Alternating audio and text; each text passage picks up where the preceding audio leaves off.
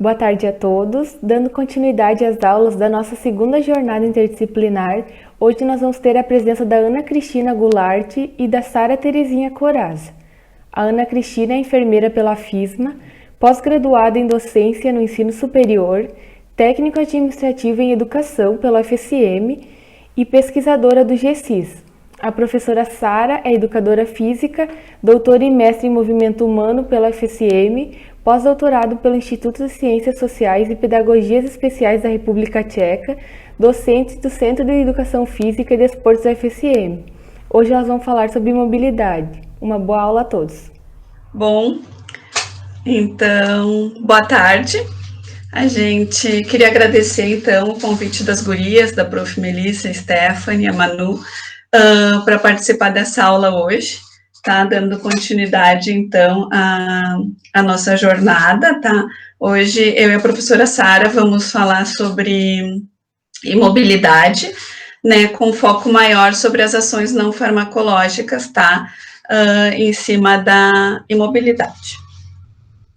Bom, então, não quero ser repetitiva, né, mas só para a gente ter uma visão geral, assim, de quais são as síndromes geriátricas hoje, que a gente tem num todo, assim, que formam as síndromes geriátricas. A gente vai pela instabilidade postural, a incapacidade cognitiva, a incapacidade comunicativa, incontinência urinária, insuficiência familiar e iatrogenia. E a imobilidade, que é o tema que eu e a professora vamos abordar hoje, tá? Então, só para dar uma visualizada geral, que algumas vezes a gente vai acabar falando nelas e a gente retoma, então, tem essa visão geral, tá? Como conceito, eu não vou me prender muito, porque a gente teve uma outra primeira jornada que foi abordado também, então, para a gente não ficar repetitivo, não vou me deter muito nessa parte de conceitos, tá? Mas a gente vai dar uma retomada rapidinho. A imobilidade, então, ela é considerada a partir de qualquer limitação de movimento, tá? Que tenha um comprometimento na qualidade de vida do paciente. Ela pode ser variável e, frequentemente, ela é progressiva se não manejada de uma forma correta, tá? A imobilidade prolongada, ela vai levar à perda funcional de alguns outros sistemas, como o sistema nervoso, cardiovascular, tegumentar, eles vão tendo complicações devido ao tempo que esse paciente está no quadro de imobilidade, tá? Então, qualquer perda que esse paciente tenha de movimento, que vai levando à limitação, e perda das atividades, alguma complicação nas atividades de vida dele, ele vai, com o tempo, se tornar progressivo e se tornar uma síndrome, ele vai começando a ter deterioração de outros sistemas, tá? Então, é importante sempre que a gente consiga deixar o paciente com este quadro o menor tempo possível. Claro, se isso for possível, né, que alguns casos, na verdade, a gente não consegue manejar de uma forma que o paciente retorne o quadro funcional normal dele, mas a gente pode sempre, é o que a gente vai trabalhar mais tarde, manter aquele quadro que o paciente está e retardar o tempo maior possível algumas outras complicações. O que pode levar esse paciente, então, ao quadro de imobilidade, tá? São vários fatores que podem levar, né, este quadro. São doenças ósseas, articulares, alguns problemas cardíacos e respiratórios, como DPOC, o distúrbio pulmonar, né? A insuficiência cardíaca congestiva também pode, porque o paciente, a cardiopatia isquêmica, o paciente, eles se tornam mais cansados, acabam ficando mais restritos e acabam desenvolvendo algumas outras complicações. Sequelas de fraturas, né? O paciente também pode ficar com movimentos restritos, e isso vai desenvolvendo complicações, né? Doenças vasculares, trombose venosa e insuficiência arterial também, às vezes, leva o paciente em casos de imobilidade. Doenças musculares também, principalmente a desnutrição proteico-calórica, tá? Doenças neurológicas, aí são doenças que vão, tipos de neuropatias, AVC, a própria hidrocefalia, Parkinson, podem levar o paciente também a quadros de imobilidade, tá? No contexto, assim, geralmente essas doenças, elas vão evoluindo, né? Não é a partir de uma causa básica, como seria uma fratura, por exemplo, que ele desenvolve a imobilidade. Esses casos neurológicos, geralmente, eles são mais progressivos, tá? Tem algumas doenças dos pés também, que podem levar a dificuldades de locomoção e levar esse paciente a alguns quadros de imobilidade, tá? Que eles chamam aquelas calosidades, as unhas em garras, que acabam dificultando o paciente de deambular de uma forma correta, ele acaba ficando cada vez mais restrito à cadeira e acaba ficando dependente e já deixa de realizar algumas atividades, tá? Também é importante a iatrogenia medicamentosa, né, que às vezes o paciente, um excesso de medicação, alguma medicação que não é realmente adequada para aquele quadro do paciente, acaba fazendo com que ele perca um pouco da mobilidade, né, então sempre é importante atentar o que realmente é necessário esse paciente fazer uso, para que ele não acabe tendo outras complicações e desencadeando as síndromes geriátricas em função da iatrogenia, tá? Então, é sempre muito importante atentar a questão também da polifarmácia em função disso, assim. Os pacientes que os familiares automedicam, então, sempre tem que dar quando for manejar esse paciente, dar uma atentada o que ele realmente está usando, de repente, para o médico assistente dar uma revisada, né, porque às vezes ele tem algum problema que seja mais, não seja fisiológico dele, mas sim causado por uma medicação que não seja adequada para aquele quadro que ele está.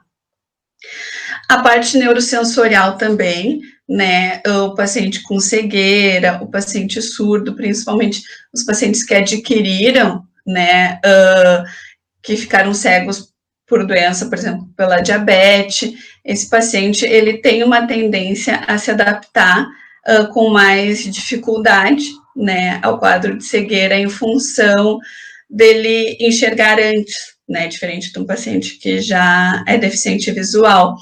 Então, esse paciente, ele vai ter mais dificuldade para mobilidade e, às vezes, ele acaba se restringindo mais e, à medida que ele se movimenta menos, né, vem as outras complicações, principalmente voltando lá no início do que a gente falou, a parte osteoauricular, articular, tá, que acaba complicando em função de que o paciente vai se restringindo mais a questão de movimento, tá? Então, dentre as principais causas que a gente tem sobre as complicações para a mobilidade que a gente tem hoje são essas. O paciente que fica muito tempo no quadro de imobilidade, ele tende a desenvolver a síndrome da imobilização, tá? Que é o grau máximo da imobilidade, tá? Que é quando o paciente está em imobilidade completa, que é sempre o que a gente, como profissional da saúde, tem que visualizar, tentar evitar ao máximo a síndrome da imobilização, ou prolongar ao máximo, né, que o paciente chegue nesse quadro. Porque quando o paciente é diagnosticado com a síndrome da imobilização, geralmente ele tem um déficit cognitivo bem avançado, ele já vai apresentar rigidez muscular, contraturas, vai estar em afasia, disfagia, já entra em incontinência urinária e fecal, tem as úlceras, depressão também. Então, ele vai necessitar de um cuidador em tempo integral, que são questões também que já requerem bem mais cuidados e acaba envolvendo bem mais a família, né? Nesses casos, muitos pacientes se tornam institucionalizados, porque a família não consegue manejar esse paciente em tempo integral, né? Nem todas as famílias têm como disponibilizar um cuidador, então esse paciente, por muitas vezes, acaba indo para uma instituição de longa permanência, tá? Então, sempre atentar, o paciente está num quadro de imobilidade, vamos tentar ao máximo, né, reverter essa situação ou prolongar esse período para que ele não entre numa síndrome da imobilização, tá? Porque aí vai gerar todas as outras complicações orgânicas, né? No caso, vai dar problema muscular, vem as lesões de pele, mas isso tudo a gente vai falar agora, tá? Imobilidade vezes a síndrome da imobilização. A gente, no dia a dia, tu não tem como dizer, olha, hoje o paciente está em síndrome, porque é progressivo, né? Então, a gente tem um tempo para manejar esse paciente adequadamente. Então, na prática, a gente não tem uma linha que vai dividir a imobilidade da síndrome da imobilização. Mas, assim, ó, vai dos casos mais leves até os casos mais graves, tá? Então, o paciente vai ter, primeiramente, uma perda funcional, tá? Que foi o que a gente falou antes, por lesões, pelas doenças neurológicas, né? O paciente vai evoluindo e vai cada vez mais perdendo a sua mobilidade, tá? Aí ele vai começar a se restringir ao leito, né? Vai sair do leito cada vez menos, e a partir dessa perda de mobilidade, ele vai desenvolver a síndrome, porque daí ele vai começar a não movimentar mais as pernas, vai começar a ter dor cada vez que o familiar vai precisar mexer, vai começar a ter perda muscular, né? Por muitas vezes eles acabam ficando desnutridos, porque começa a comer menos, às vezes tem necessidade da sonda em função disso. Então, tudo começa pela perda funcional, aí depois o paciente vai ficar mais restrito ao leito, e aí sim a gente pode dizer que ele está nesse quadro de síndrome da imobilização, tá? Quando a gente tem todas aquelas perdas ali que nós falamos antes, que ele vai ter incontinência urinária, começam as úlceras de pressão, se o paciente não for mobilizado no leito da forma adequada, tá? A rigidez, que é uma coisa que, se o paciente não é movimentado, não é estimulado, mesmo que no leito, ele acaba se tornando mais rígido e com mais contraturas musculares, tá? O que a gente vai fazer com esse paciente, então, né? Como nós vamos conseguir evitar com que o paciente entre nesse quadro de uma forma não farmacológica, tá? Que é a proposta da gente neste evento. Primeira coisa, como enfermeira, que eu penso é união das equipes, porque nenhum profissional sozinho vai conseguir um bom resultado com esse paciente, né? E é o que eu levo dessa aula que eu elaborei hoje, a importância da gente trabalhar junto. Família, profissional da saúde, enfermeiro, assistente social, médico, terapeuta ocupacional, todas as categorias profissionais que conseguem agir com esse paciente e conseguem ter contato com esse paciente vão trazer um benefício no quadro. Então, assim, quanto mais profissionais, quanto uma visão mais ampla se tem, melhor vai ser o resultado desse paciente. Porque eu vou ter a minha visão como enfermeira, né, como cuidadora, o fisioterapeuta vai ter a visão dele, o exercício mais adequado para aquele momento. Então, todos juntos conseguimos, né, um tratamento mais adequado. Essa é a importância da união, tanto no hospital quanto fora, né? Conversa com o colega, o que eu posso fazer. Então, a multidisciplinaridade, né, é o que eu levo, assim, cada um puxa para sua área, né, e dá tudo que tem de bom para a gente conseguir ter um tratamento adequado para esse paciente, tá? Então, eu trouxe, assim, em primeiro lugar, eu acho que é a multidisciplinaridade, que é uma coisa que tem sido falada muito hoje, e eu acho que só tende a crescer, né, a gente se unir, e todas as profissões, e cada um dá o que tem de melhor, que é o que a gente vai trazer para esse paciente, tá? A gente tem que avaliar os fatores de risco desse paciente, Quando eu vou começar a atender, eu tenho que olhar para o paciente como um todo, né? Então, eu preciso saber, assim, ó, o que esse paciente está usando de medicação, quais as doenças pré-existentes que esse paciente já tem, para que a partir disso eu consiga orientar ele, se for possível, né? Orientar o cuidador dele, o familiar, né? Aí já entra educação e saúde, que é uma coisa também que é muito crescente e que antes a gente via muito educação e saúde dentro do hospital, né, junto com a educação continuada, e hoje a gente vê que é muito importante, como aumenta muito a incidência de pacientes crônicos, né, pacientes que ficam em casa, ou até mesmo os institucionalizados, a educação em saúde é fundamental, porque eu vou ensinar, vou orientar o familiar, né, e o profissional como é o manejo adequado daquele paciente, para que a gente consiga a promoção, a manutenção e a prevenção de outras complicações que possam vir para esse paciente, tá? Então, a educação em saúde é fundamental hoje, tá? Tanto dentro quanto fora do hospital. E isso qualquer profissional da saúde é capaz de orientar, e aí entra o que a gente falou lá em cima, a multidisciplinaridade, né? Eu vou orientar o que eu sei, o que eu domino, o que é da minha área, né? O físio vai dar a orientação dele, e assim eu também vou poder manejar o paciente de uma forma mais adequada. Com o terapeuta ocupacional, a mesma coisa, né? Então, assim, a importância da gente ouvir quanto profissional, né? Aceitar o conhecimento do outro e trazer tudo isso para o tratamento do paciente, tá? O apoio psicossocial é muito importante, tanto do paciente quanto da família.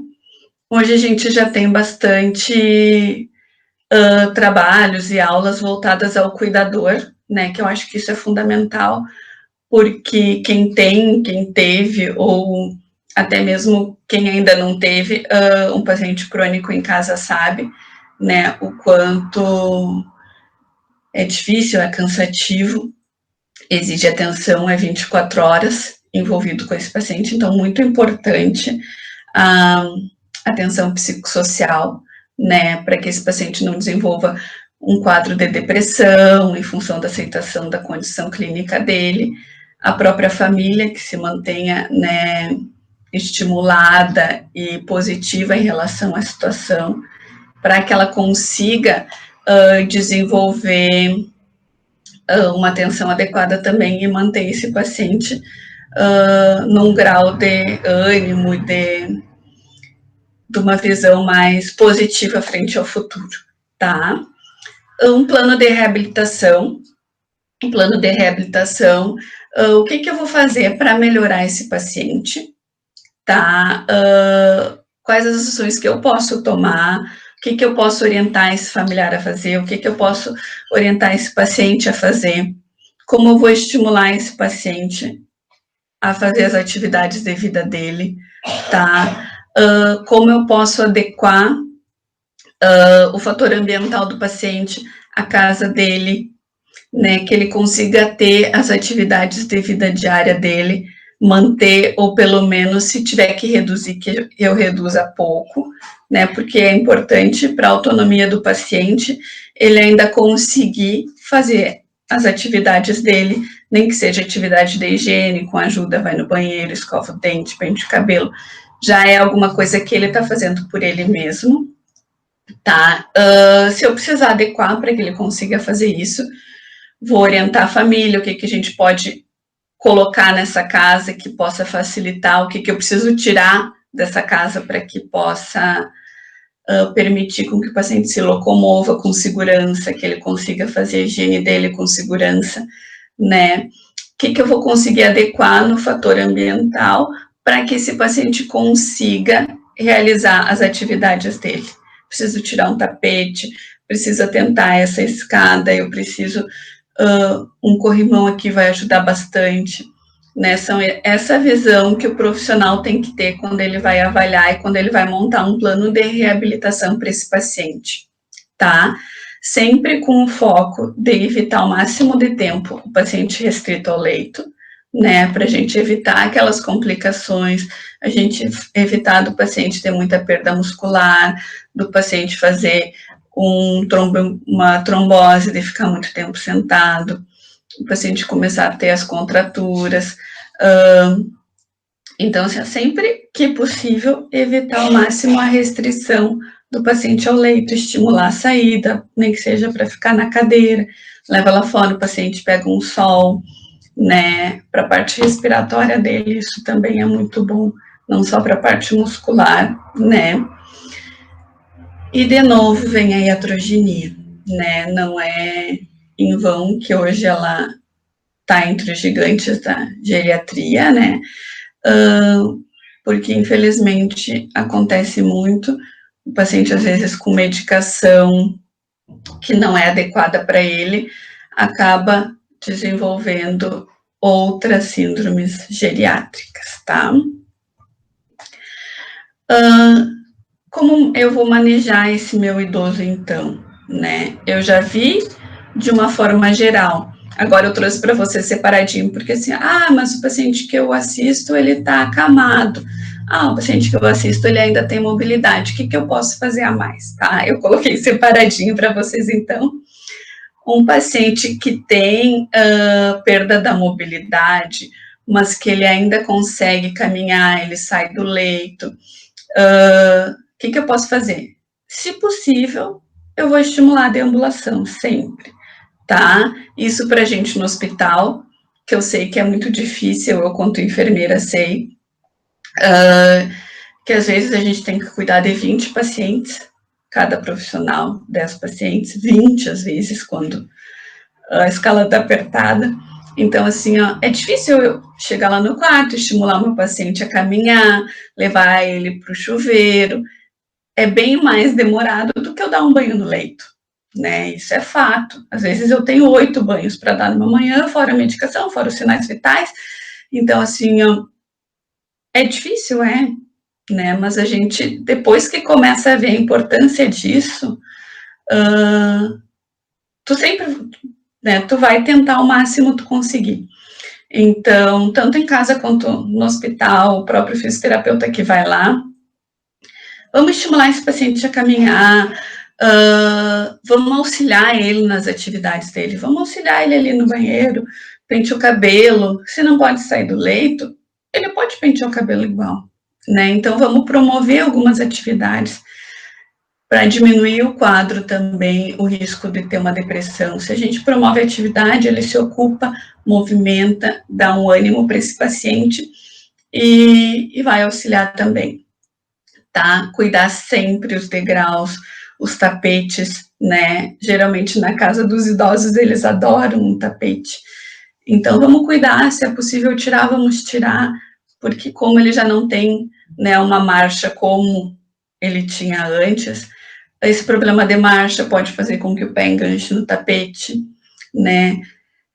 Marcar os degraus, avisar, auxiliar o paciente se precisa subir e descer a escada, né?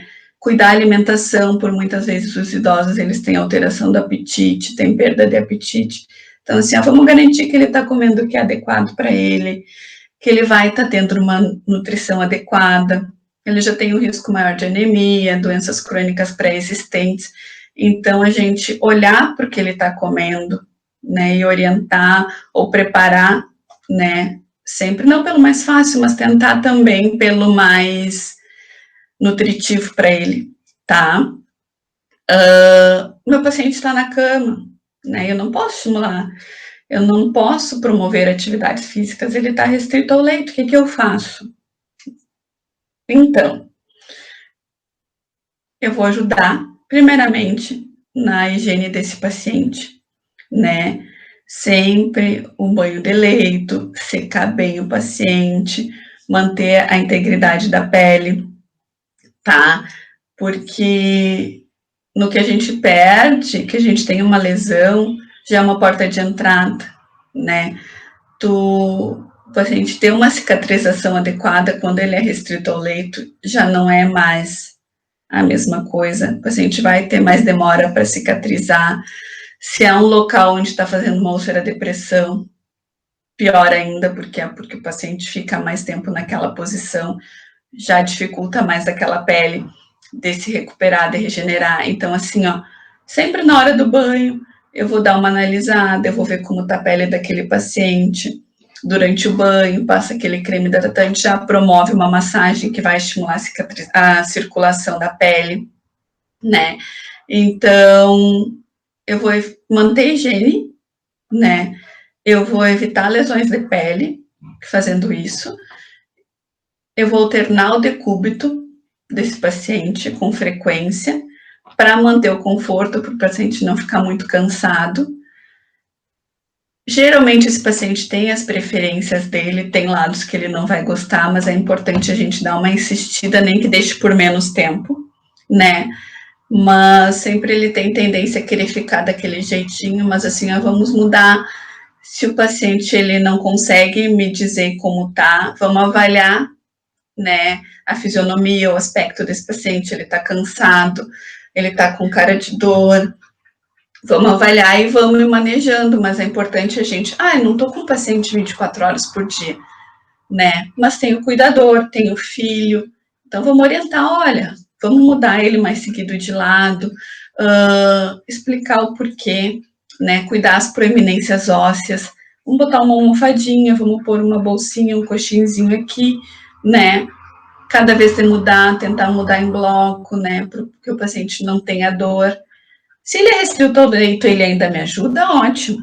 Eu vou estimular com que ele continue me ajudando, né? Mas se o paciente já está em síndrome da imobilização, dificilmente ele vai conseguir me ajudar, né? Então, se eu tiver alguém para me ajudar, melhor. Melhor para mim, que eu vou ficar, né, que não vou precisar fazer isso sozinho, vamos fazer em dois, vamos nos ajudar, né? Orientar o familiar também.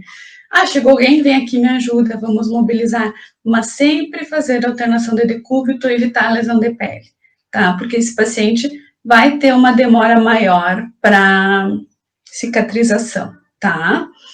A dieta é muito importante, porque ela vai ajudar também nessa parte da cicatrização da pele, vai manter o paciente hidratado, né, que é importante. O paciente, geralmente os pacientes acamados recebem pouca água, né, e é importante a gente avaliar pela pele, vamos ver como tá aquela prega, né, avalia como tá o lábio, e orientar o familiar sempre a oferecer água, né, seja por sonda, seja por via oral, se o paciente ainda tem, né, mas é muito importante a dieta adequada, a dieta equilibrada e a hidratação, tá?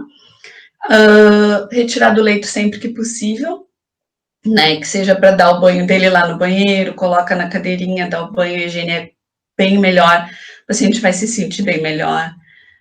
Colocar o paciente na poltrona, se possível, né, tira da cama, põe ali, deixa algumas horas, já vai mobilizar, vai estimular a circulação, vai conseguir mexer com as articulações, né, e a fisioterapia, né, fisioterapia motora e respiratória, porque o paciente que ele é restrito ao leito, ele tende a ter mais secreção, ele tende a fazer os edemas, então, quanto mais a gente mobilizar, mais a gente vai estar estimulando, né, tanto a parte respiratória quanto a parte muscular desse paciente, tá? Então, sempre que possível, vamos tirar do leito e vamos manejar. Eu não posso ter físio, a físio vem uma vez só por dia, mas assim, vamos ver com ela o que a gente pode fazer, né? Tem alguma coisa que eu posso fazer para ajudar quando tu não vem, né? Então, assim, a gente sabe que não são todos os pacientes que têm acesso à fisioterapia, então, assim, mas eu posso aprender o que eu posso fazer, né? Então, vamos, assim, olhar o paciente como um todo, pensar sempre na educação do familiar, do paciente, se possível, e dos meus outros colegas que estão assistindo, né? Porque a gente, junto, a gente consegue um resultado bem melhor, tá? Então, assim, só uma reflexão, na verdade, que a mobilidade é um quadro clínico permanente, contudo, ela pode evoluir se não for bem manejada. Então, assim, Eu posso reverter possivelmente essa imobilidade se for uma causa de fratura, problemas musculares, ósseos. Então, assim, nem sempre ela vai ser permanente, né? Mas ela pode evoluir e se tornar. Então, o que eu posso fazer para evitar, tá? Então, que cada um faça a sua parte e que a gente possa prolongar o máximo possível a qualidade de vida, a funcionalidade e a autonomia do nosso paciente, tá bom? Aqui são as bibliografias que eu usei, tá? Agradeço a atenção, estou à disposição para qualquer dúvida, tá? Eu vou passar a fala para a professora Sara agora, né, que ela é da área da educação física, também ela vai conseguir colocar para vocês a visão dela nas ações também para esse paciente, tá bom? Obrigada. Olá, boa tarde a todos. Eu sou a professora Sara, então, professora de Educação Física, e eu vou dar continuidade à fala da Ana Cristina sobre mobilidade geriátrica. Antes de eu começar a falar sobre o assunto, eu gostaria de agradecer ao grupo do GESIS pelo convite e parabenizá-los pelo tema, né? Trabalhar atualmente com interdisciplinaridade é o que deve mover todos os profissionais da área da saúde, né? Trabalhar isolado não nos leva a muitas perspectivas positivas, né? Então, parabéns ao grupo do GESIS, né? E também, obrigada, Ana Cristina, pelo compartilhamento das discussões, das montagens, né, das nossas falas e desse momento, então. Eu vou, então, na minha fala, tratar especialmente da imobilidade versus a mobilidade, né? Como sou professora de Educação Física, obviamente, eu vou falar um pouquinho mais da prevenção e da reabilitação. Trago para vocês, então, para esse início, um pouquinho dos conceitos. Como a Ana Cristina já comentou, né, não vamos ficar muito em conceito, porque isso já é de conhecimento do público que está fazendo a jornada, mas eu acho que cabe ressaltar que existe uma unanimidade em relação à expressão mobilidade de todos os autores, né, e que se referem à incapacidade de deslocamento, incapacidade de realização de tarefas. Né? E eu gosto muito, especialmente, da definição de Wayne Spirduso. Ela é uma pesquisadora da área de controle e comportamento motor, e ela fala muito da perda das capacidades funcionais, né? E quando se perde, quando se envelhece e se está perdendo essas condições funcionais, ocorre aquilo que a gente já sabe, que é a perda de equilíbrio, perda de força muscular, perda de flexibilidade, perda de ritmo, perda de coordenação, a pele fica mais seca, mais sensível, diminuição da visão, diminuição da audição. Então, esse conjunto de sinais, né, nos conduz, muitas vezes, à imobilidade, conduz o nosso idoso à imobilidade. Então, Spirduso ainda complementa que é um conjunto de sinais e sintomas decorrentes da falta de movimento. E vai acontecer quando uma pessoa fica muito parada, restrita à poltrona, restrita ao leito, ok? Então, a partir desses conceitos, o que nós percebemos? Que 10% da população brasileira, um dado bem atual de 2019, ocupa leitos hospitalares, e muito provavelmente uma parcela dessa população está com já síndrome da imobilidade. Né? Então, olhando os dados populacionais, né, do mundo, a gente percebe o quê? Aqui estamos em 2020, e nós percebemos que nos próximos anos existe uma tendência crescente de idosos de mais de 60, de idosos com mais de 65, e aqui em preto dos idosos com mais de 80. Quando olhamos esse mesmo crescimento no nosso país, o quadro é muito parecido, né? Ou seja, estamos num crescente de idosos em relação a 60 anos ou mais, 65 ou mais, e 80 ou mais. Né? Então, é visível que a nossa população está envelhecendo, tá? E nós queremos, muito provavelmente, que a nossa população envelheça com saúde e com qualidade de vida. Eu acho que essas expressões, elas estão muito frequentes nos nossos estudos, nas nossas abordagens, e nós precisamos entender que o envelhecimento saudável, o envelhecimento com qualidade, é possível de alcançar se nós trabalharmos a multidisciplinaridade e a interdisciplinaridade. Então, como conceito de saúde, o de Dalvec, eu trago para vocês que não é somente a ausência de doenças, mas um equilíbrio entre as dimensões físicas, sociais e psicológicas, caracterizadas por um contínuo. Então, eu posso estar bem em algum aspecto, não tão bem no outro, eu posso estar bem no aspecto psicológico hoje, não estar bem no aspecto psicológico amanhã. Então, existe essa variabilidade entre o polo positivo e negativo em relação a essas dimensões. E também saúde nos remete à autonomia e independência. Então, a minha fala hoje, como educadora física, vai ser muito relacionado à busca dessa autonomia e dessa independência, sem desconsiderar a questão da mobilidade.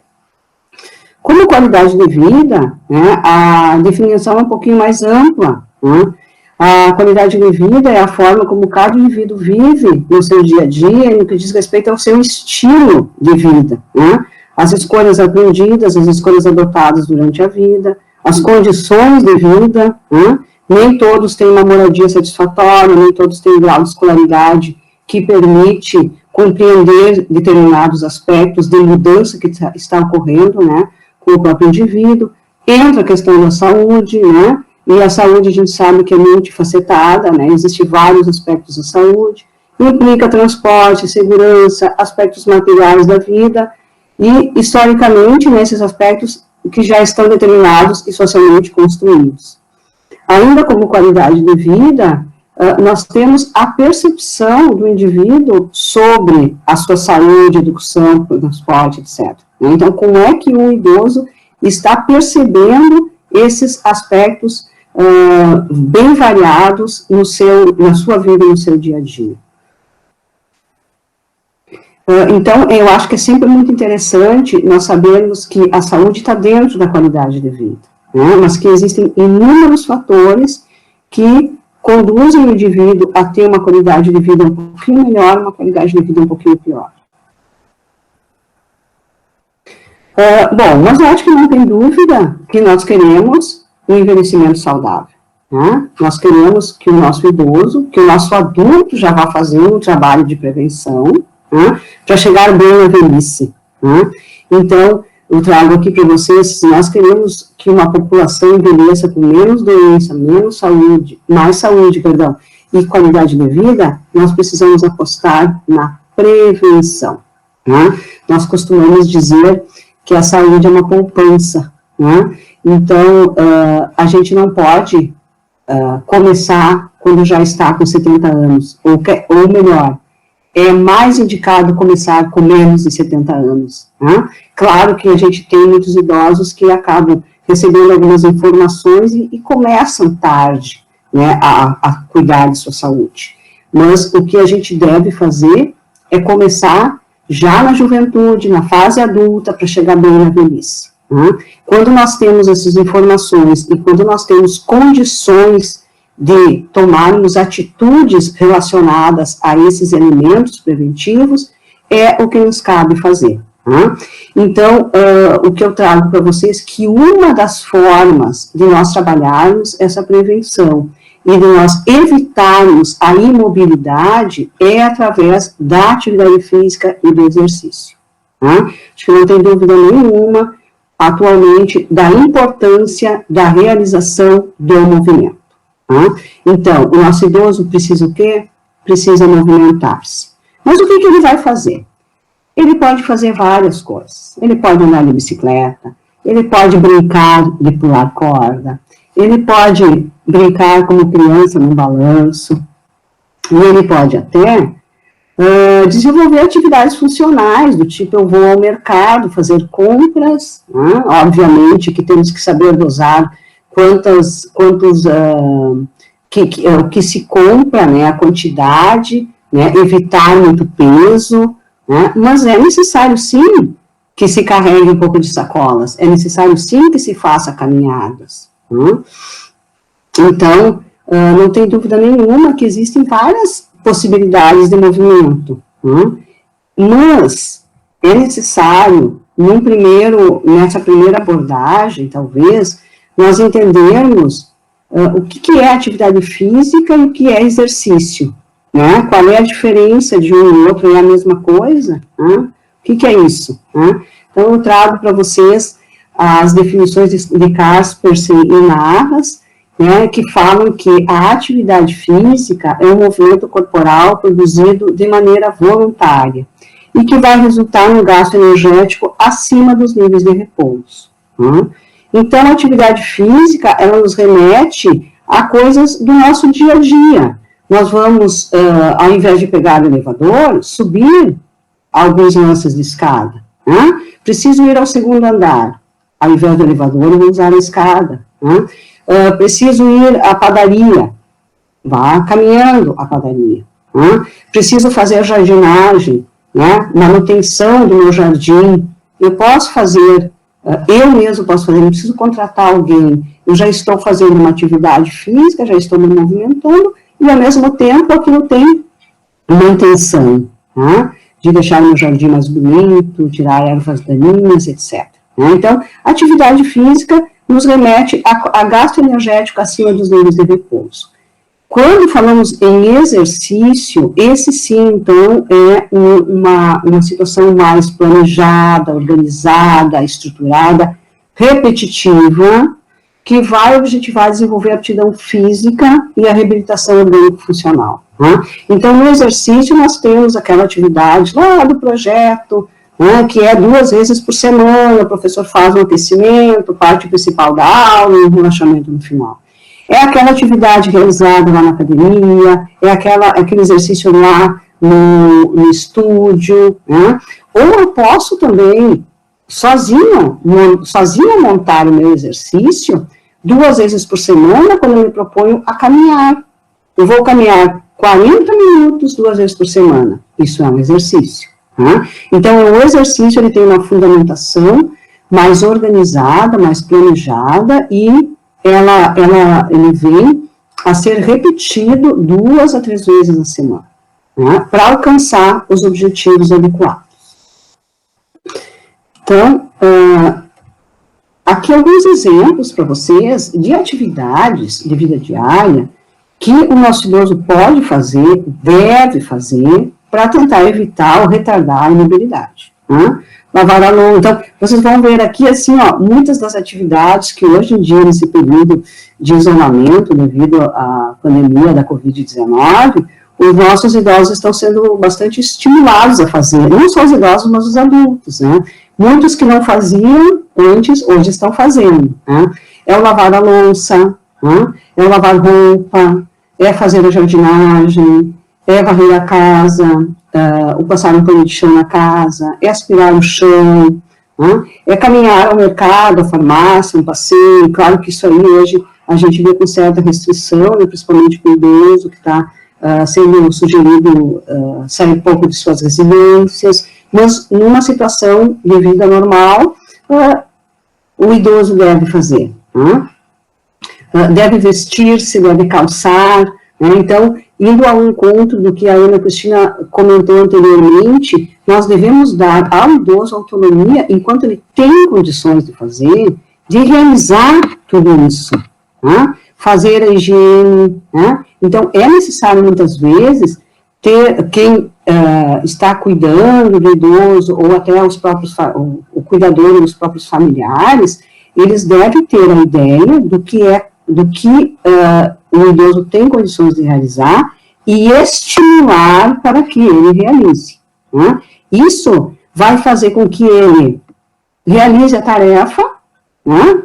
Lavou a louça, cumpriu o objetivo e, ao mesmo tempo, ele vai auxiliar no retardo dessas perdas funcionais. né? Então, são coisas pequenas, são coisas simples, que podem ser estimuladas, que podem ser realizadas, né? Isso não precisa necessariamente ser um profissional a estimular, né? Mas às vezes a gente sabe que quando o profissional fala, tem uma repercussão mais positiva na vida desses indivíduos, né? Mas isso pode ser muito bem trabalhado também com os próprios cuidadores e os próprios familiares. Trago para vocês agora alguns exemplos de exercícios, né? Então, esses sim, sistematizados, organizados, com um objetivo específico, né? Nós temos o carro-chefe para retardar a mobilidade, a deambulação, a caminhada, né? Só que ela, como dentro de uma estrutura de exercício, ela pode ser com um tempo determinado. Mas essa caminhada pode ser muito variada. Nós podemos caminhar em grupos, né? Isso é muito bom, inclusive trabalha todos os elementos físicos e mais o social. Nós podemos caminhar com um andador, né? Se essa idosa só tem condições de caminhar desse jeito. Nós podemos caminhar levando o nosso cachorrinho para passear, né? Já estamos fazendo o uso da coordenação, estruturação de força de membros inferiores, né? Então, equilíbrio, né? Nós podemos caminhar com a bengala, né? E aqui mais alguns slides para vocês perceberem que a caminhada é um dos exercícios mais simplificados e o que tem uma conotação extremamente positiva para o retardo da mobilidade, né? É claro que essa caminhada, ela também pode se restringir ao seu ambiente doméstico, né? Muitas vezes, inclusive, a gente está vendo agora idosos que estão isolados e que não tem pouco espaço, não moram em casas, não tem pátio, nem nada, eles podem estruturar as caminhadas dentro das suas residências, né? É o que a gente tem estimulado os idosos a desenvolver. Seguindo, então, exemplos de exercícios, eu trago para vocês a hidroginástica, que é uma ginástica na água, que trabalha muito as questões de coordenação, de força, aqui também o aspecto social. Temos atividades, temos aulas específicas de alongamento e flexibilidade, né? Depois a gente vai ver esses elementos isoladamente, né, os elementos da aptidão física. Agora eu quero mais trazer exemplos de exercícios para vocês, né?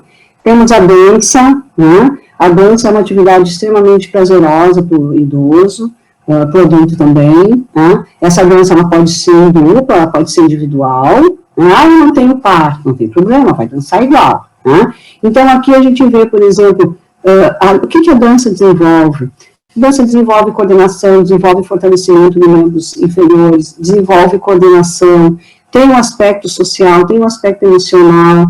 Então, a gente consegue atingir inúmeros objetivos com o exercício sistematizado da dança 2 vezes por semana, 3 vezes por semana. Ou até, nós podemos fazer um mix, né, de atividades em que, num determinado momento, o indivíduo dança, né? É extremamente prazeroso e também se atinge os objetivos da prevenção da mobilidade.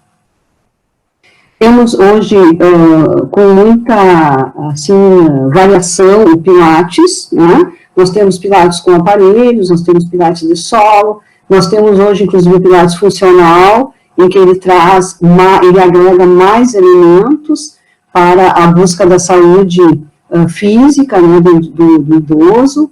Então, o Pilates trabalha força, trabalha flexibilidade, trabalha alongamento, trabalha bastante o equilíbrio, né?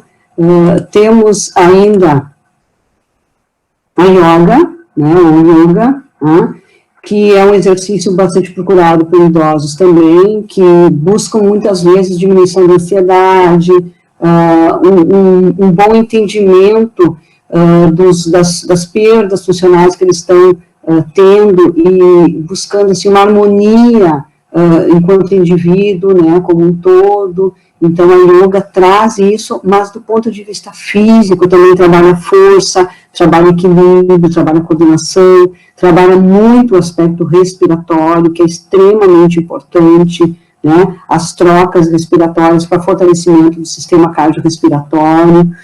Temos ainda o Tai Chi Chuan, que é a gente costuma dizer que é uma yoga mais dinâmica, né? Mas também é um exercício trazido pelos orientais, e eles vêm desenvolvendo, inclusive, inúmeras pesquisas. Mais adiante eu vou mostrar algumas para vocês. Eu gosto muito de trabalhar com pesquisa e ver os resultados das pesquisas, para que a gente tenha uma confirmação dos efeitos benéficos do exercício, né?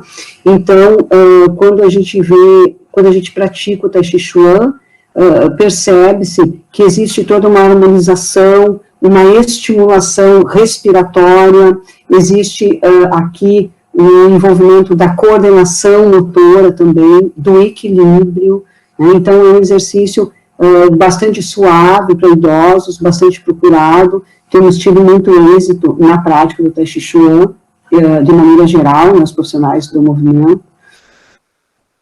Tenho ainda para vocês exercícios com peso, né, com a intenção da diminuição da sarcopenia. Então, temos, hoje em dia, é muito comum nos estúdios nas academias, coisa que há uma década e meia não víamos. Hoje a gente se vê muito em estúdios e academias, os idosos fazendo musculação. Inclusive, existem algumas que existem horários específicos para eles, porque eles têm aquela linguagem, eles têm aquela conotação social também, né? Ele é um exercício mais individual, mas não impede do grupo estar em determinado ambiente se sociabilizando também.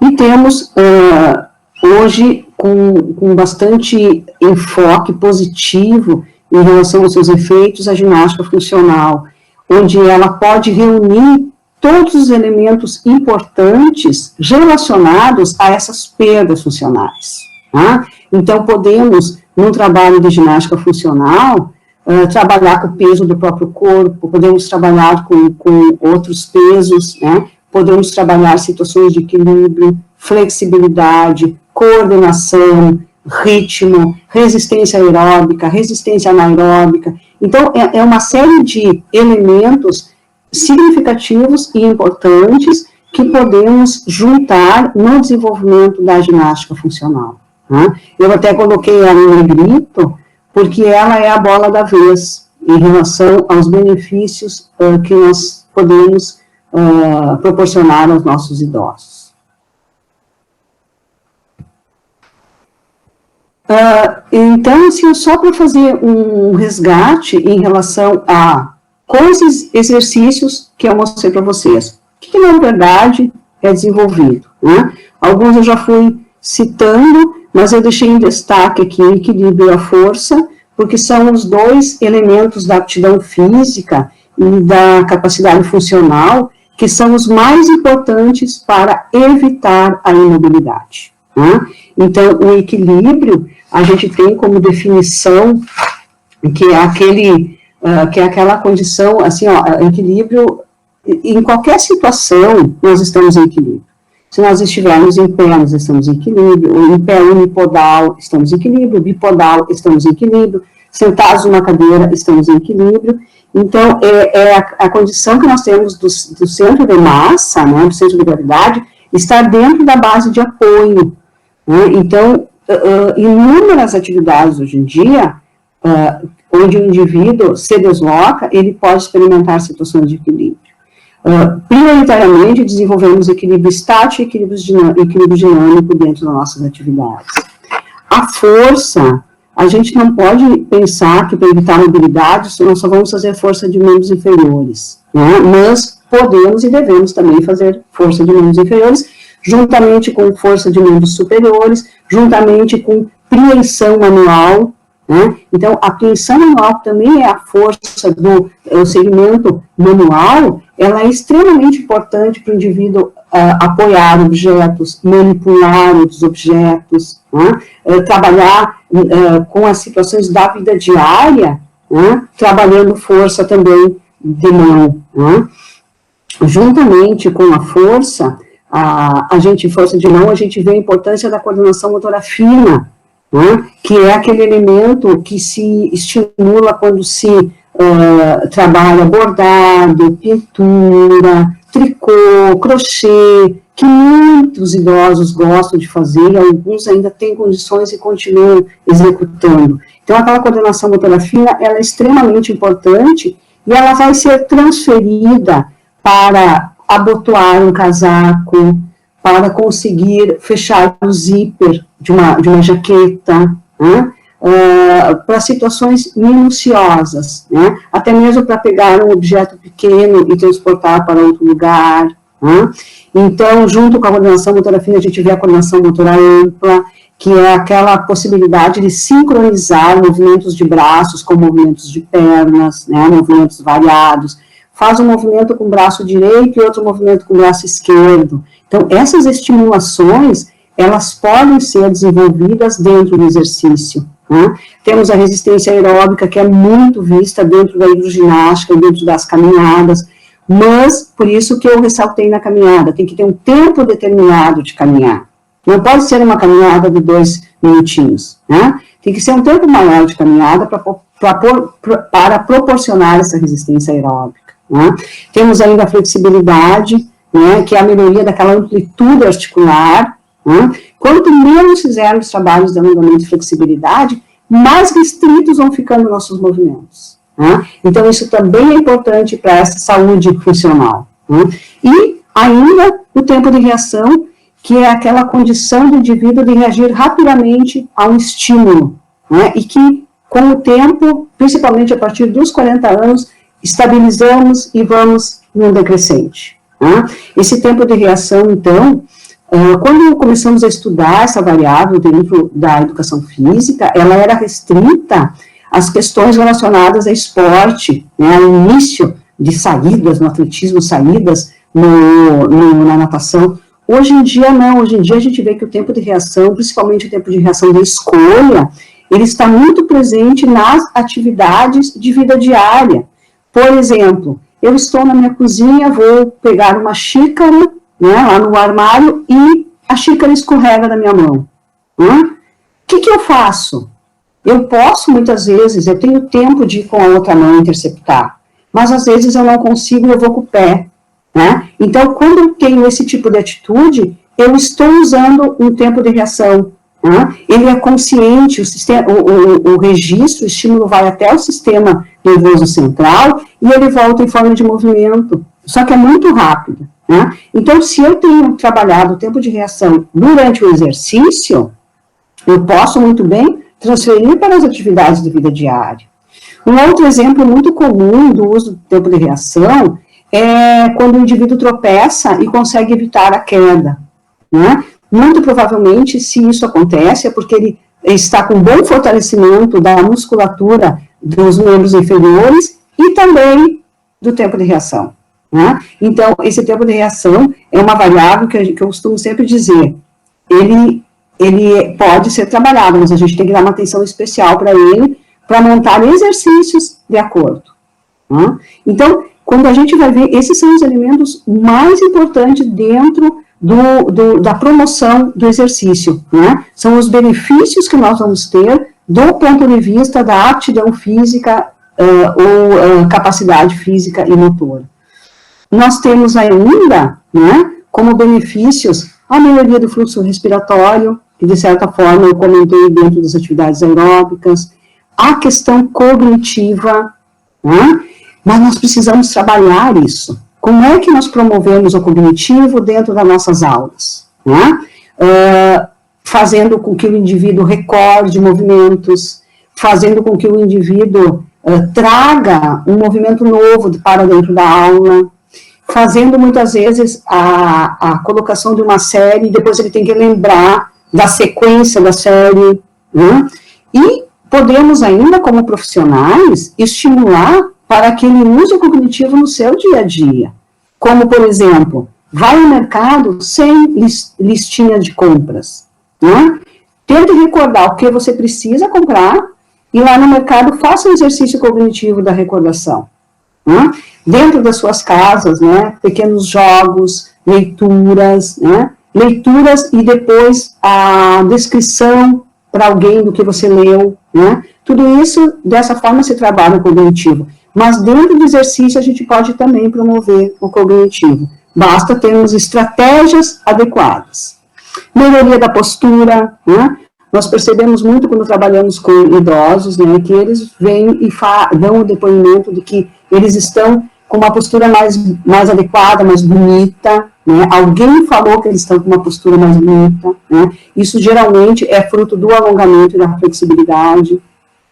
Podemos, com o exercício, melhorar a qualidade do sono. Nós temos, inclusive, eu não trouxe aqui para esse momento, mas nós temos já um estudo que mostrou que a prática do Pilates de solo e do Tai Chi Chuan melhoraram a qualidade do sono dos nossos alunos, né, que fazem parte de um projeto que eu vou comentar depois. Né? Então, melhora a qualidade do sono, muitas vezes provoca diminuição da medicação, né? A gente tem inúmeras pesquisas, principalmente com hipertensão, mostrando como o exercício contínuo, moderado, controlado, pode fazer com que os indivíduos diminuam, né, ou pelo menos interrompam o uso de alguma medicação.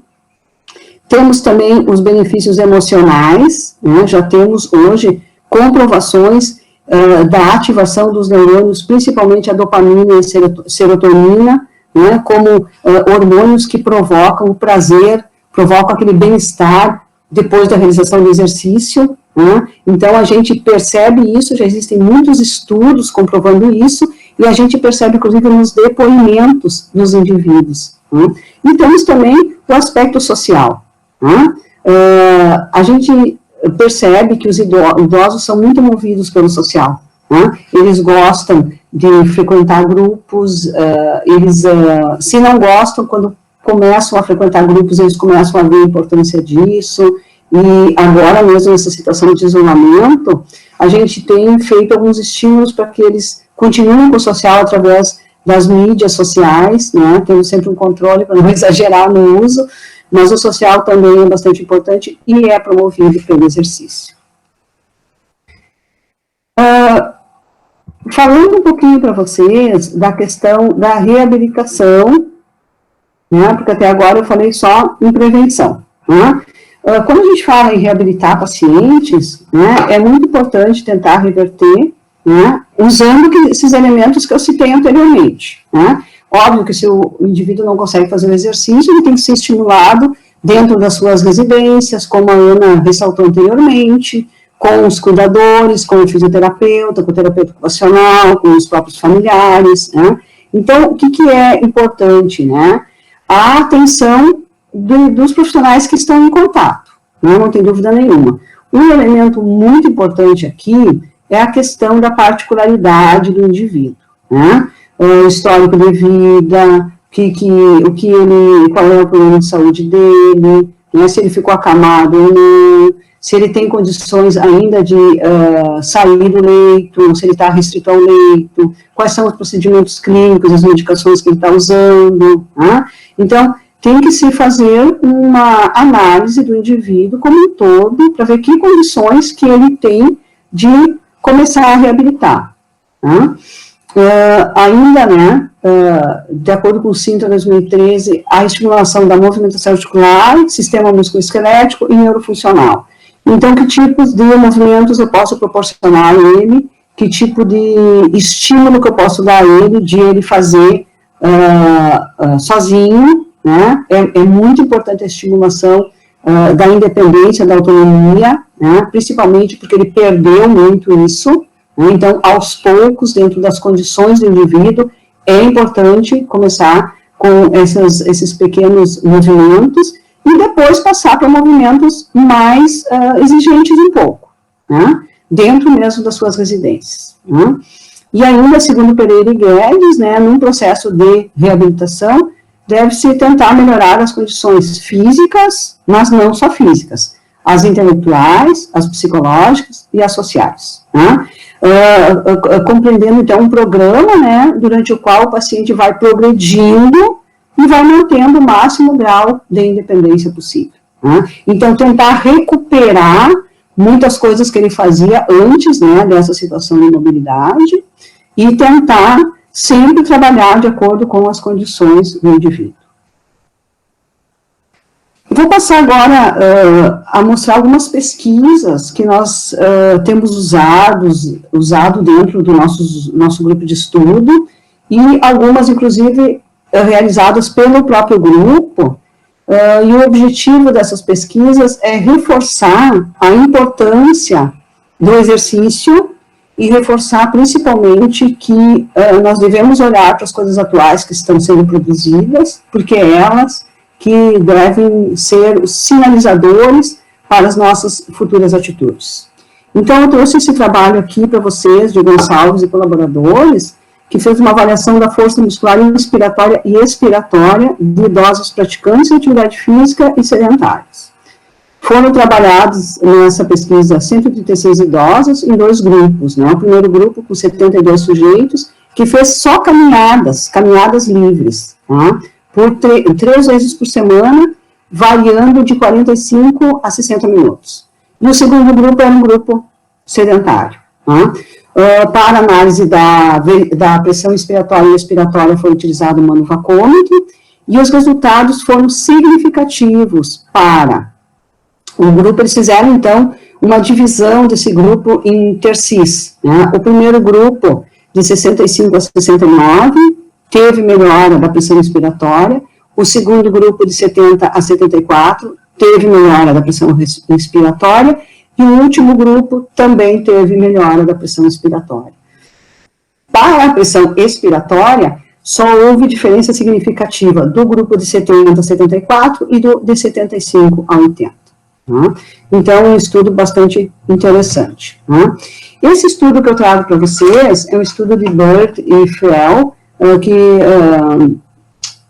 publicaram em 2013, cujo título é Efeitos, né, a longo prazo, efeitos positivos a longo prazo do exercício do Pilates, no declínio do equilíbrio e da força em idosos, homens e mulheres, de uma moradia comunitária. Né? Então, isso aqui são idosos, muitos deles acamados. Né? Então, foi desenvolvido o Pilates, né? Tentando trabalhar com esses elementos, os fatores dos riscos de queda, principalmente o equilíbrio e a força em membros inferiores. Essas aulas de Pilates, esses trabalhos de Pilates, né, foram realizados em 12 meses. Eles trabalharam com 30 adultos idosos. Aqui teve um grupo só, um grupo de intervenção, não teve grupo controle, e eles participaram, então, das aulas de Pilates, e eles fizeram, então, uma análise das diferenças deles com eles mesmos, né, ao longo desses 12 meses, dividido em, primeiro tempo foi 5 semanas de Pilates, foram feitas medidas de equilíbrio e força de perna, na segunda medida foram com 20 semanas, e a terceira medida foi com 59 semanas ou 12 meses, tá? Então, os resultados, né, foram significativos, principalmente do tempo 2 para o tempo 3. Do início para 5 semanas não houve resultado significativo, mas do segundo para o terceiro houve a melhoria, né, comprovada estatisticamente, tanto do equilíbrio quanto da força de pernas. Né? Então, um estudo bastante interessante, mostrando os efeitos positivos do Pilates nesses 2 elementos fundamentais para evitar a imobilidade, né, o equilíbrio e a força de pernas. Temos aqui um trabalho realizado por LAN colaboradores com a prática do Tai Chi Chuan na análise da função cardiorrespiratória, flexibilidade e composição corporal. Nesse estudo foram trabalhados com 76 idosos, 22 homens e 19 mulheres do grupo do Tai Chi Chuan e 18 homens e 17 mulheres do grupo controle. Tá? Esse grupo controle era um grupo sedentário.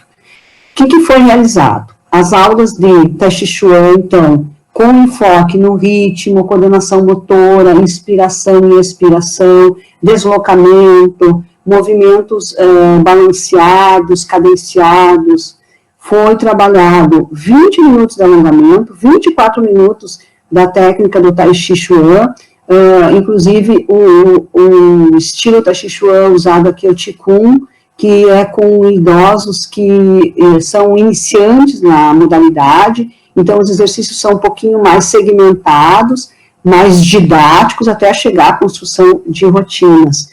E no final, 10 minutos de relaxamento, 2 sessões semanais por 12 meses. Tá?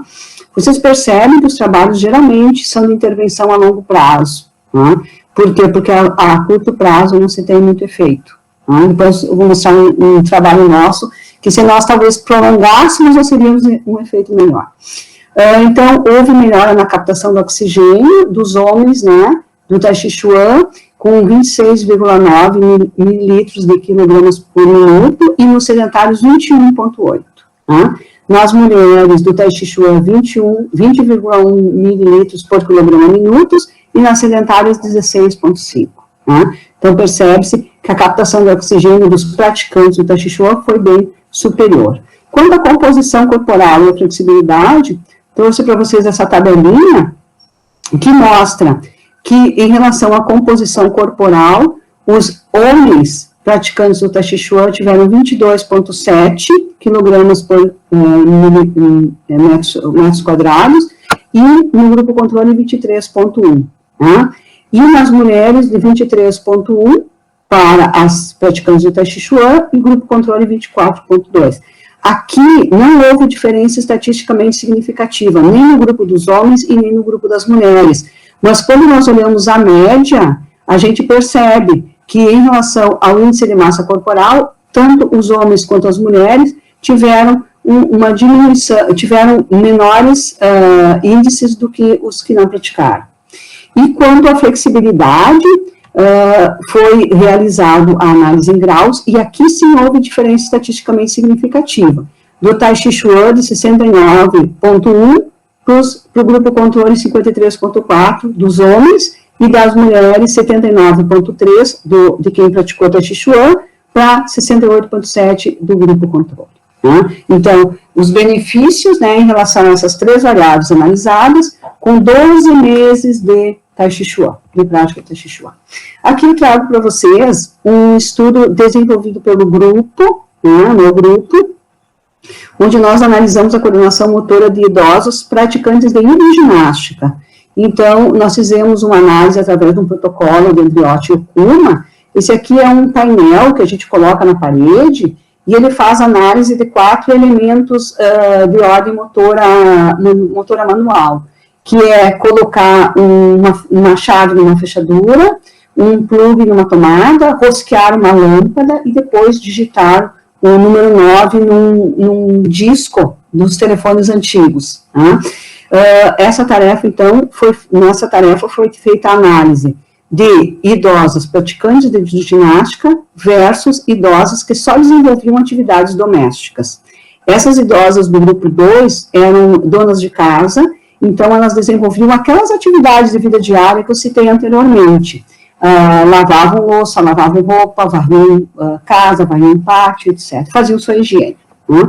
Então, nesse grupo nós tivemos 50 idosas, né, 25 ativas e 25 das donas de casa. Como resultados, né, na realização da tarefa, essa tarefa desse protocolo do Andriotti e Okuma, o objetivo é realizar as 4 tarefas corretamente e num menor tempo. Tá? Então, nós tivemos no grupo 1, que eram as idosas praticantes de hidroginástica, uma média de 7,72 segundos. E no grupo 2, das que só faziam atividades domésticas 9,28 segundos, tá? Com nível de significância de P menor que 0,02. Então, nós tivemos uma diferença estatisticamente significativa. Esse estudo aqui também foi feito pelo grupo, foi feito aqui, então, é o uso do método Pilates de solo, na análise da flexibilidade. Então, esse grupo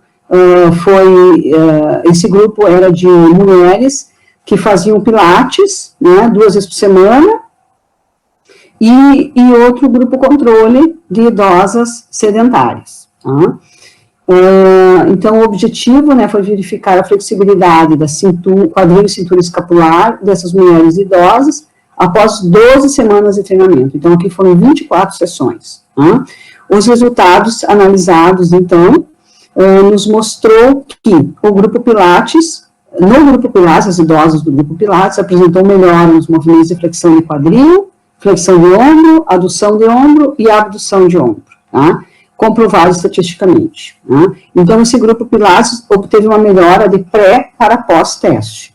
Quando comparado os grupos, no pós-teste, quem fez Pilates e quem não fez, obteve-se somente melhoras na flexão do quadril e na extensão do ombro.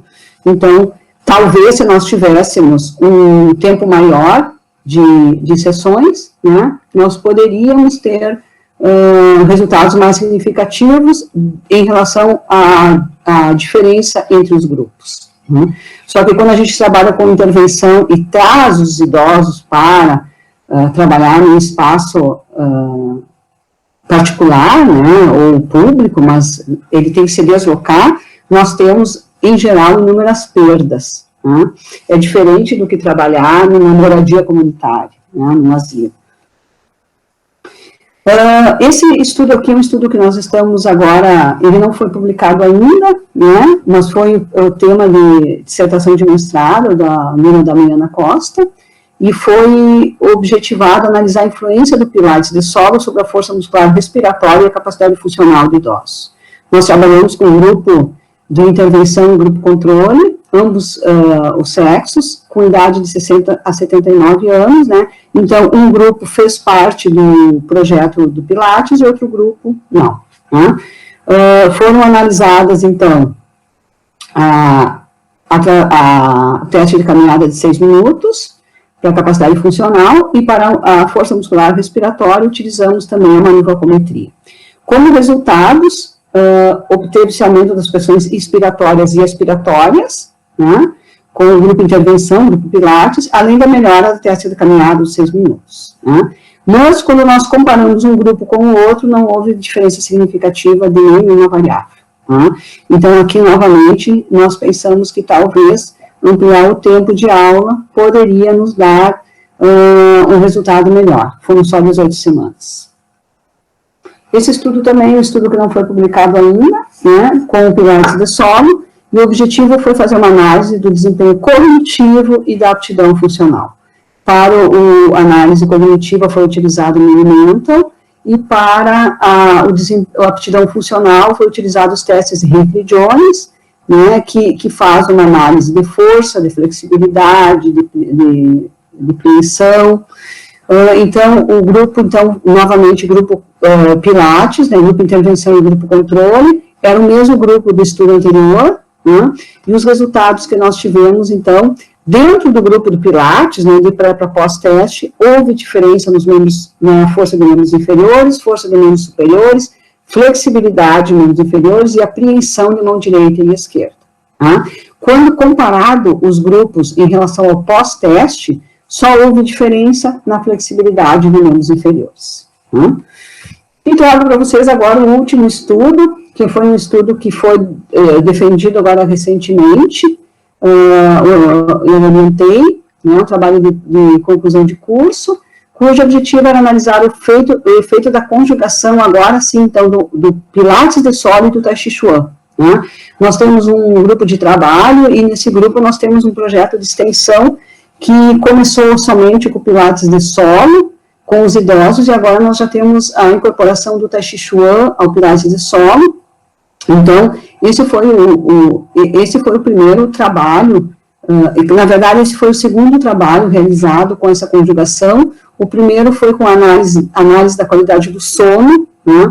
Então, nesse estudo foi feito só um trabalho com 24 idosos, só teve um grupo, né, com 2 sessões semanais durante 13 semanas. Né? O que foi avaliado? Força, resistência em membros superiores e inferiores, flexibilidade da articulação quadril e ombro, e a mobilidade física e resistência aeróbica. Né? Obteve-se melhoras significativas, né, na força de membros superiores e inferiores. Né?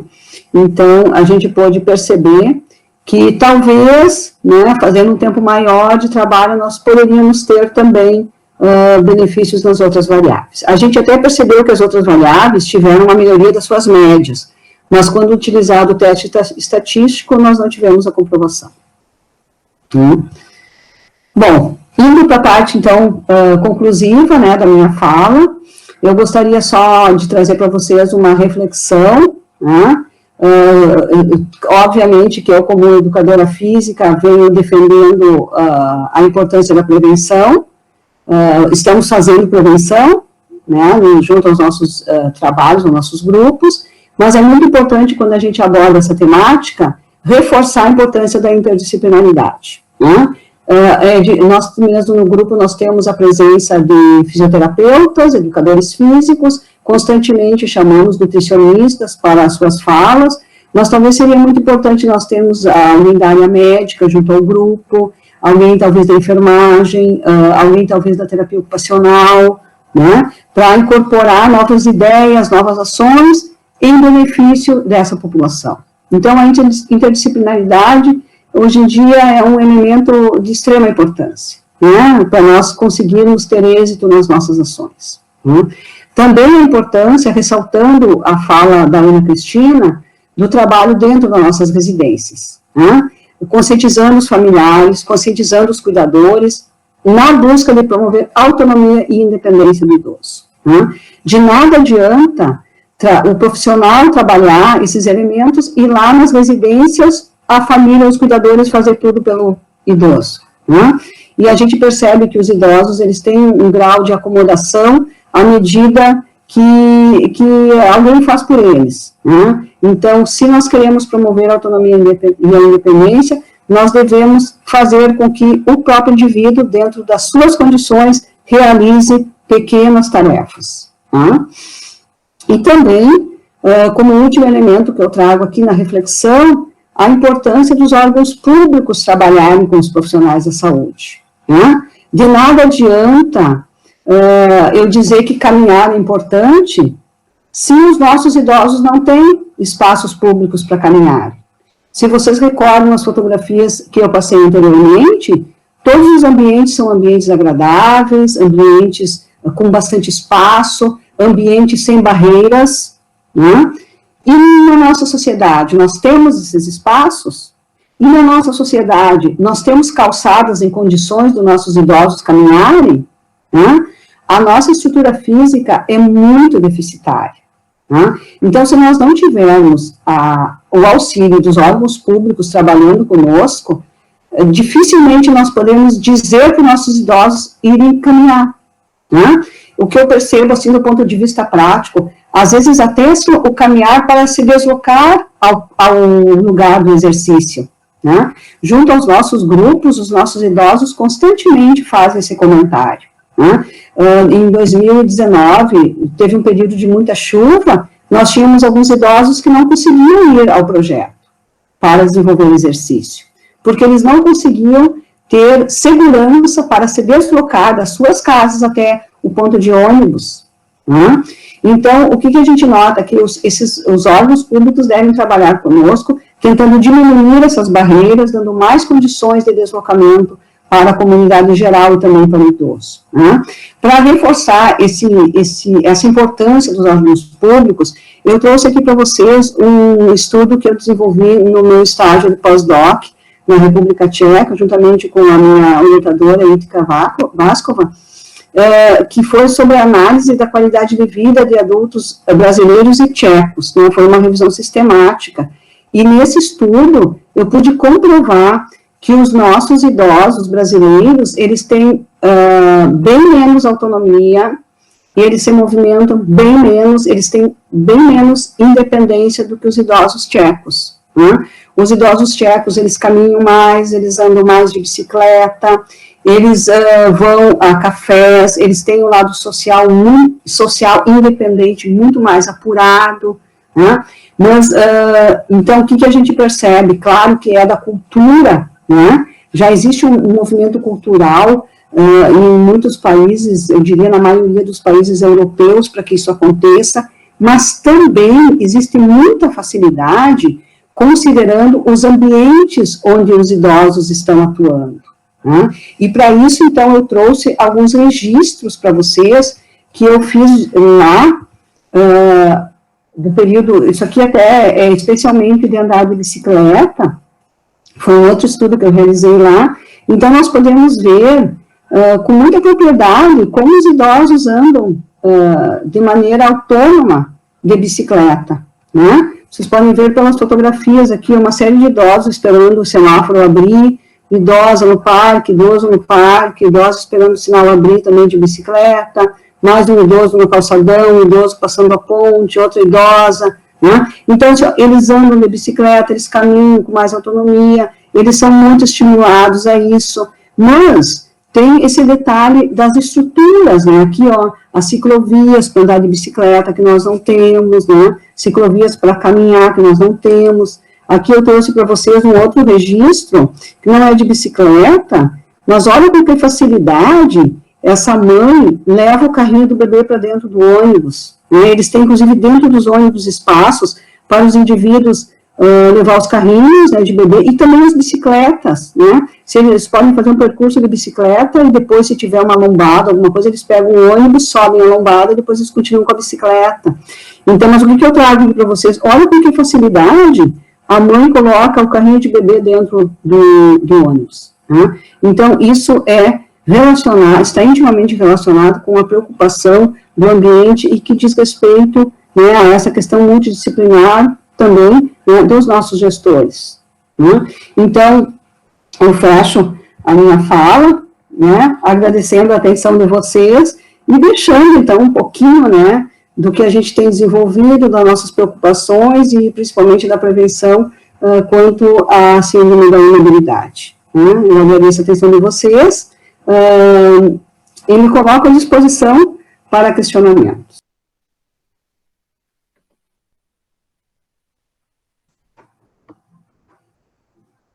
Oi, boa noite. Para confirmar, vocês estão me ouvindo? Então, eu queria convidar a Ana Cristina e a Prof. Sara para responderem as dúvidas sobre o conteúdo de hoje.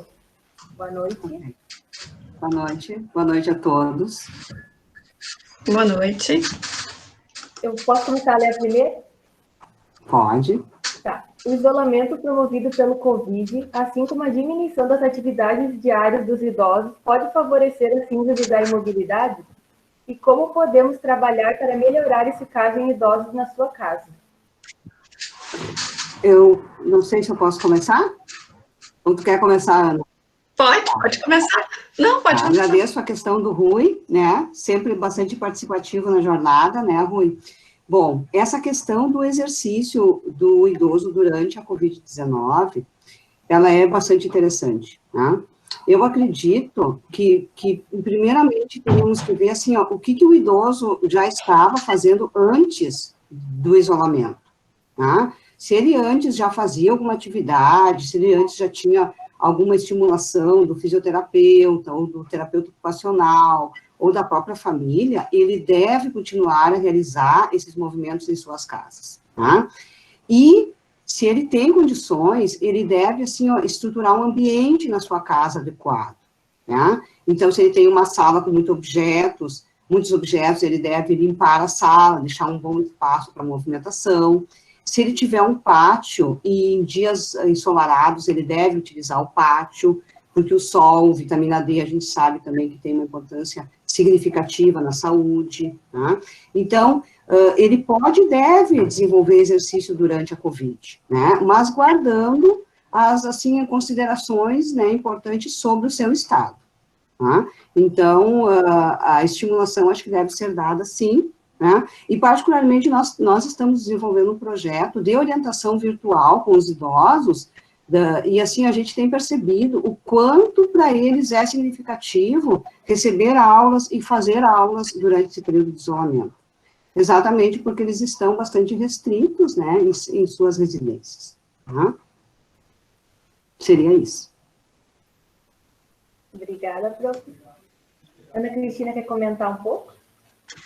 Eu acho que assim, puxando um pouquinho para a minha área, né, eu acho que é importante, assim, que eles mantenham ao máximo que eles já tinham de atividade, né, bem como a professora Sara falou.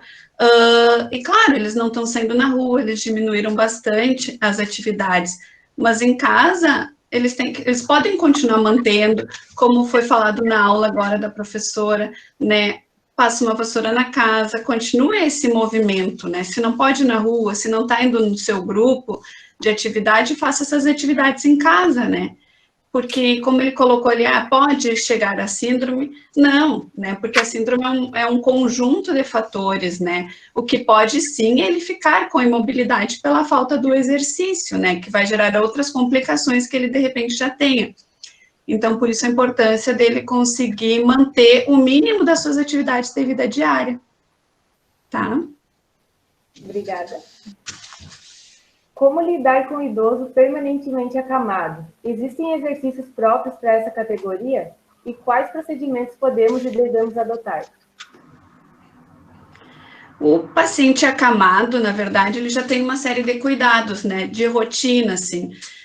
Desde a parte da higiene, a gente já está conseguindo auxiliar esse paciente, né, na hora de tu dar o banho, tu já está movimentando, né, tu vai fazer uma massagem na hora de passar o creme, o talco, tudo isso já está auxiliando o paciente, né, auxilia a parte circulatória, a redução das lesões de pressão, né, e aí mais a movimentação que se faz, dependendo do quadro de cada paciente. Se ele ainda não tem rigidez, nem contratura muscular, tu pode fazer alguns determinados exercícios, né, mas sempre dentro do quadro desse paciente, né, mas a gente pode sim, mesmo o paciente sendo acamado, tu pode, se ainda é possível tu tirar do leito, tu tira, põe na cadeira de rodas, tu põe na poltrona, tu vai movimentar, tu vai dar o banho no chuveiro, né, todo esse tipo de movimento para o paciente já é importante, né, então pode mobilizar sim e deve, na verdade, sempre mobilizar o paciente para daí sim a gente reduzir o risco da síndrome da imobilização, né? Porque quanto mais parado, menos resposta o corpo vai apresentando, né? E ele começa a apresentar as outras complicações, como as contraturas,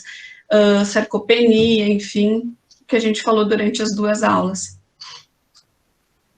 Sara?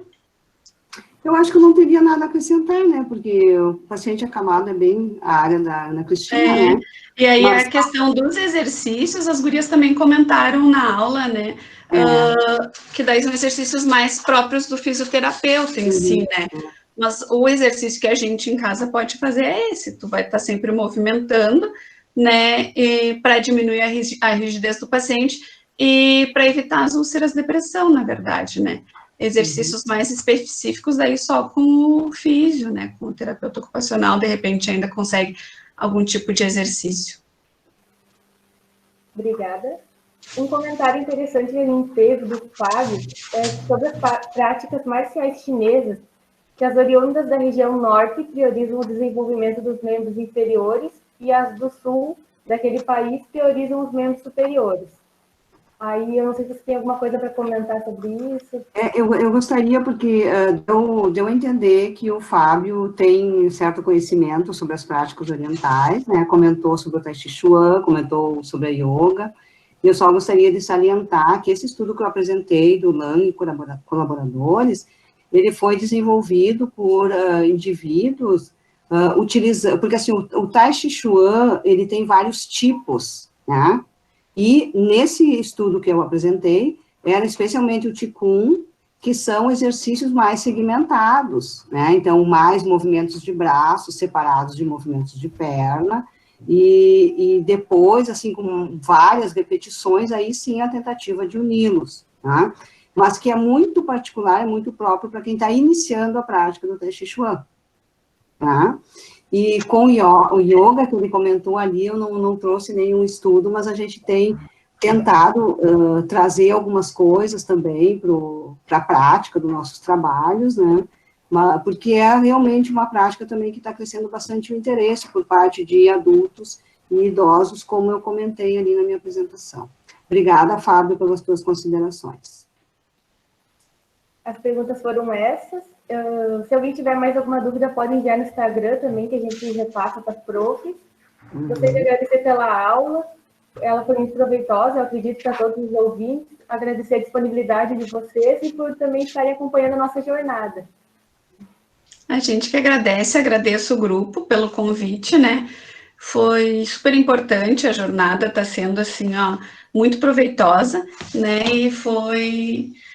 Queria agradecer novamente, então, o convite, estou muito honrada de participar, tá? E um abraço a todos e uma boa noite. Parabéns a todos os organizadores do evento, então, né? Que todos os ouvintes tenham êxito, né? E consigam buscar um pouquinho, confirmar, né, um pouquinho, né, de tudo isso que está sendo falado, mas principalmente salientando, né, gente, para quem está estudando gerontologia, para quem está com interesse nessa população, que hoje em dia a interdisciplinaridade é a base fundamental, né, de todo o êxito, né, na promoção de saúde com o idoso. Boa noite. Obrigada, boa noite.